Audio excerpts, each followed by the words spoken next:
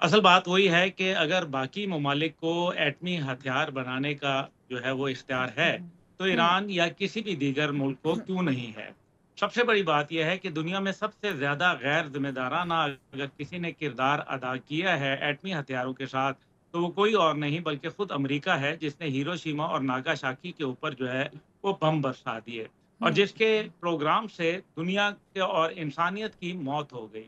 अब ये तो एक बात है। दूसरी बात ये है कि ईरान के सर्वाइवल के लिए ज़रूरत है कि वो अपना एटमी प्रोग्राम जो है वो जारी और सारी रखे। जिस दिन ईरान ने अपना एटमी प्रोग्राम तर्क कर दिया, क्योंकि मैं ईरानी लीडरशिप से मिला हूँ और उनकी मेरे ख़्याल में तमाम जो मज़बूत लीडरशिप थी, उन सब से मिला हूँ।